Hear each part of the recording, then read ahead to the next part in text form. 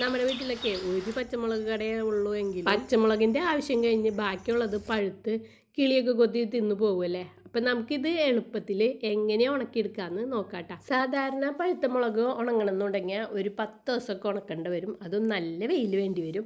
ഇങ്ങനെ ഉണക്കണമെന്നുണ്ടെങ്കിൽ നമുക്ക് 3 ദിവസം കൊണ്ട് ഉണക്കിയെടുക്കാം. നമ്മുടെ വീട്ടിലുണ്ടായ പഴുത്ത മുളകൊക്കെ ഞാൻ പൊട്ടിച്ചുകൊണ്ട് വന്നിട്ടുണ്ട്.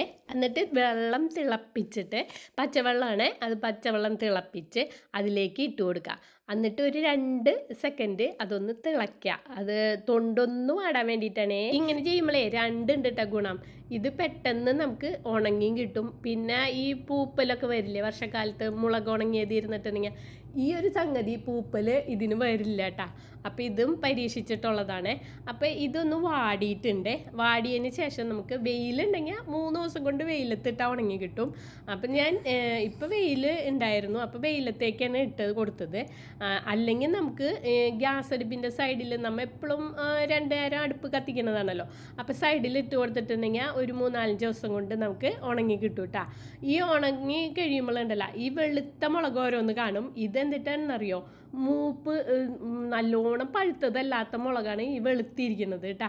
അപ്പം നമ്മളിതൊരു കുപ്പിയിലാക്കി സൂക്ഷിച്ച് വെച്ചിട്ടുണ്ടെങ്കിൽ നമുക്ക് ആവശ്യത്തിന് ഉപയോഗിക്കാം. അപ്പോൾ വെറുതെ നശിച്ചു പോവില്ല, കിളികൾക്ക് കൊടുക്കാണ്ട് സൂക്ഷിച്ച് വയ്ക്കാവുന്നതാണ്. അപ്പോൾ വീഡിയോ നിങ്ങൾക്ക് ഉപകാരപ്രദമായെന്ന് തോന്നുകയാണെങ്കിൽ ഒരു ലൈക്കൊക്കെ അടിച്ചിട്ട് പോയിക്കോളൂ.